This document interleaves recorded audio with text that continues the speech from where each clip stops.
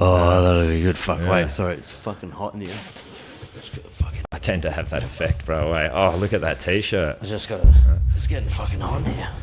Well, you know what? It's kind of fitting because from what I hear, he does like to watch. So he's watching me. Yeah, this is going to go in the background of the podcast on another mannequin. Yeah, beautiful, bro. Beautiful. Funny story about this. Shout out to Andy who sent me this from Mount Gambier. Oh, shit. This might be the last shirt that Craig Jones physically touched. Really? I mean, Gordon Ryan's shirt that Craig Jones physically touched. Did Craig run out of toilet paper or something? Or? No, but apparently Andy met Craig and they had a little photo and grabbed his back. And yeah, so this would be the last piece of merch that Craig Jones touched from It Gordon. probably hasn't been watched either, if I know Andy. No, it hasn't. Yeah. But yeah, it's exciting. Fucking Bro, we've all made mistakes. I bought a bunch of...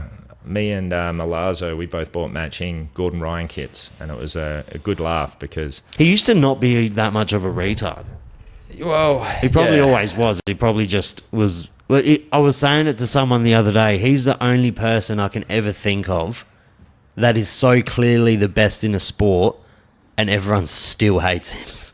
Bro, I think it kills him because being the best, you would expect to be loved. Or respected, at least. Yeah, and look, I love watching him compete. He's free. His fucking instructionals are fire, but yeah, his social media is quite painful. You know, I'm a secret Merigali fan too. Not the underage stuff, but you know, I love watching him roll and compete. His top game is fucking phenomenal, and you know, I can't wait to see Moody fucking tear him in half over in Vegas, bro.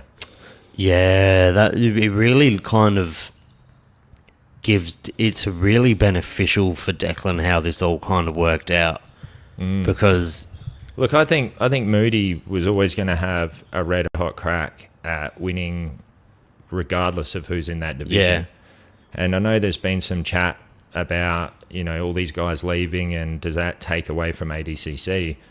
And some of the big names have jumped for sure, but winning ADCC is still huge. It's still the same as it was before. It's just now you got ADCC more for the. It's more important for the prestige and the name of the what it means rather than the money. And now you got the fucking CJI. I don't know why he named it that. CJI, the CJI, which is like more probably for the elites that just want to bank in now and show who really is the best. But I still think ADCC would hold the same weight if you win it.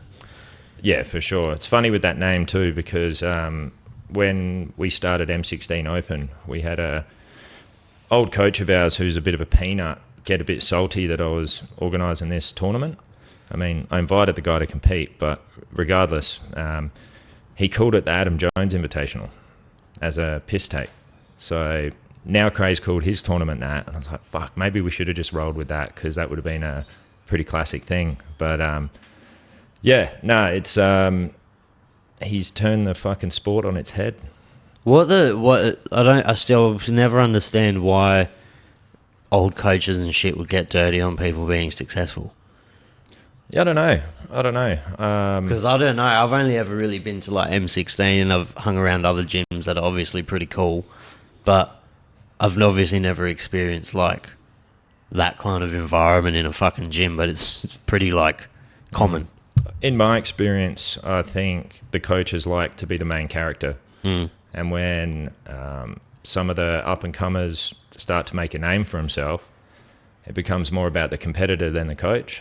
And, you know, I've had a couple of negative experiences with the first two gyms that I trained at. And, you know, the first one was definitely the boys making a name for himself, and then they sort of became bigger than the coach in the gym. And then, yeah, the second one, there's a few issues there, but I think a lot of it just had to do with us making our own name for ourselves. So Jiu-Jitsu is full of fucking weirdos. I'm a fucking weirdo, and sometimes it gets to these guys' heads. So well, when you mix fucking steroids and autism, it's not always fun.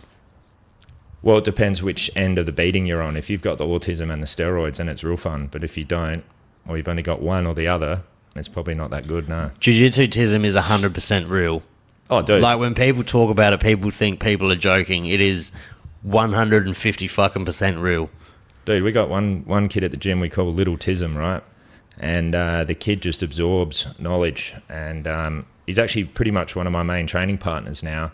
I just take him into the other room and give him a hiding. And anything that I do to him, he tries to download into his little brain. And then he goes and does it to the other people. So we always have a bit of a running joke. We call it generational trauma in jiu-jitsu. So Craig fucking flogs me, Moody flogs me, and then we pass it down to the other guys, and then they flog the guys underneath them too. Caleb's a perfect example. Well, that's who I'm talking about. Oh, Little Tism. really? Yeah. He's fucking little to you. He's like, he's fucking big.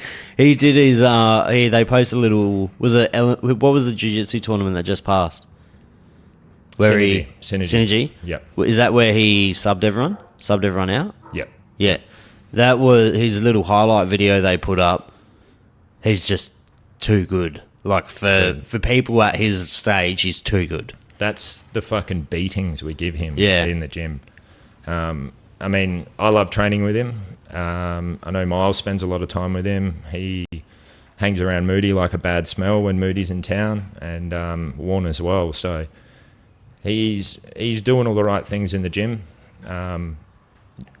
He's a very good student. He's fucking awful to roll with if you don't know what you're doing. Like, he made me straight up fucking vomit when I got home. Look, someone said to me when I was an apprentice, you don't have to be a cunt to be a good tradesman, but it helps. And it translates to jiu-jitsu. You know, you don't have to be a cunt to be a good grappler, but it helps. And bringing the cunt out in them definitely adds to the fun. That's for sure. I think in jiu-jitsu you spend so fucking long being a nail that when you finally get the opportunity to be a hammer, you want to be like the best fucking hammer. You want to be Thor's hammer. You want to be Thor's hammer because you spend so fucking long being a nail in jiu-jitsu. That's why I feel sorry for guys that stay at gyms that they're a lot, you know, we're so lucky at M16 with all the guys that we have. Even some of the guys that aren't necessarily high level have that dog in them. So, you know, they fight to the fucking death. And, you know, I know there's been guys that hang around at gyms where they're the big dog, but they don't like cross-training because they don't like being the nail again. But fuck, like, I thought I was pretty slick, and then I went to B team and got destroyed by every cunt in there. It's the best thing for you. And, you know, I know some people don't take this sport as seriously as others, but you owe it to yourself if you're putting that much time in to actually know where you stand. You know, if you could stay at the one gym, train there for 10 years and get a black belt, you're really only a black belt in that gym. If you haven't trained with other guys, you know what I mean? Caleb went and fucking smoked a black belt at another gym, and he's a fucking blue belt. That's fucking just... So, like... The belt system in jiu-jitsu is so irrelevant now. It's just a testament to your work. It does not mean anything about fucking... It does not mean as much about skill level as it used to. The best thing about having a black belt is when you're on the mats rolling, other cunts have to get out of the way for you. That's the best part. It's like a prestige thing. Yeah, it's like, get out of my way, you know. But other than that, everyone's still in there learning. You know, I learn shit all the time. Caleb is fucking showing me things. You need to have an open mind as far as jiu-jitsu goes to continue to grow.